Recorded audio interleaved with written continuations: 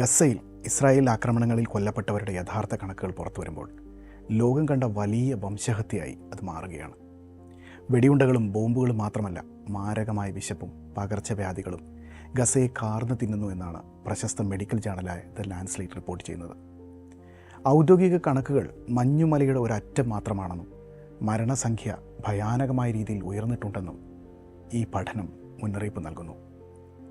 യുദ്ധം തുടങ്ങി ആദ്യ 16 മാസങ്ങൾ പിന്നിട്ടപ്പോൾ തന്നെ ഇസ്രായേൽ ആക്രമണത്തിൽ ഗസയിലെ മരണസംഖ്യ 75,200 കടന്നിരുന്നതായി ദ ലാൻഡ്സ്ലൈറ്റ് ഗ്ലോബൽ ഹെൽത്തിൽ പ്രസിദ്ധീകരിച്ച ഗസ മോർട്ടാലിറ്റി സർവേ വ്യക്തമാക്കുന്നുണ്ട്.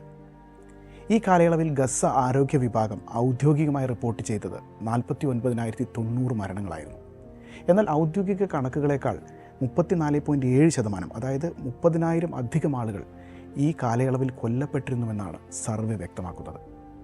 കണക്കുകൾ പരിഗണിച്ചാൽ ഗസയിൽ യുദ്ധത്തിന് മുമ്പുണ്ടായിരുന്ന 2.2 ദശലക്ഷം എന്ന ജനസംഖ്യയുടെ ഏകദേശം 3.4% യുദ്ധത്തിന് ശേഷം അപ്രത്യക്ഷമായെന്ന ഞെട്ടിക്കുന്ന വിവരമാണ് നമ്മൾ തിരിച്ചറിയുക.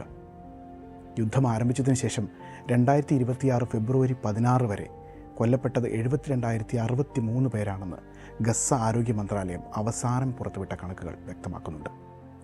കെട്ടിടാവശിഷ്ടങ്ങൾക്കിടയിൽ കുടുങ്ങിക്കിടക്കുന്ന ആയിരക്കണക്കിന് ആളുകളുടെ വിവരങ്ങൾ ഇപ്പോഴും ലഭ്യമല്ല.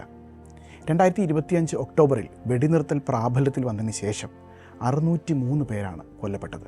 ഇതിൽ ഏറ്റവും ദയനീയമായ വശമെന്ന് പറയുന്നത് കൊല്ലപ്പെട്ടവരിൽ 56%-ലധികം പേർ സ്ത്രീകളും കുട്ടികളും മുതിർന്ന പൗരന്മാരുമാണ് എന്നതാണ്. 2023 ഒക്ടോബർ 7 മുതൽ 2025 ജനുവരി 5 വരെ 22,800 സ്ത്രീകളും 16,600 കുട്ടികളും 2,870 വയോധികരും ഗസയിലെ ഇസ്രായേൽ ആക്രമണത്തിൽ കൊല്ലപ്പെട്ടതായാണ് പഠനത്തിലെ കണ്ടെത്തൽ. യുദ്ധം മൂലമുണ്ടാകുന്ന പരോക്ഷ മരണങ്ങളുടെ ആശങ്കകളും വെളിവാക്കുന്നതാണ് പഠനം.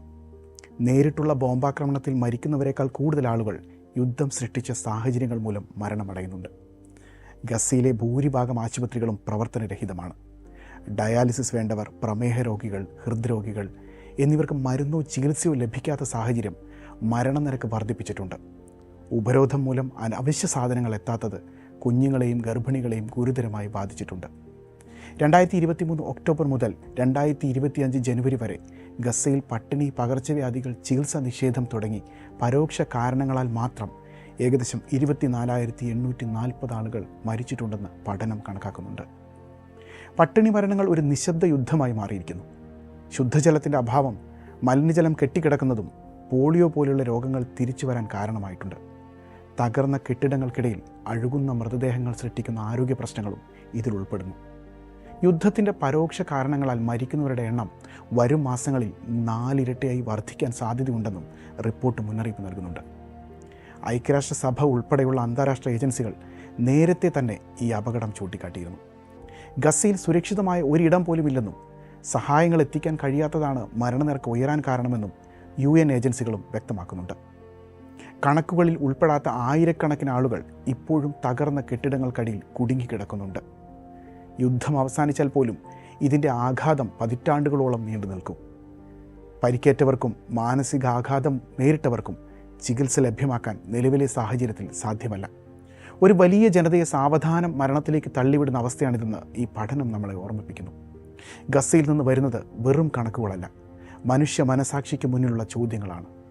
ഈ നിശബ്ദ കൂട്ടക്കൊലയ്ക്ക് എപ്പോൾ അന്ത്യം കുറിക്കുമെന്നതാണ് ഏറ്റവും പ്രസക്തമായൊരു ചോദ്യം.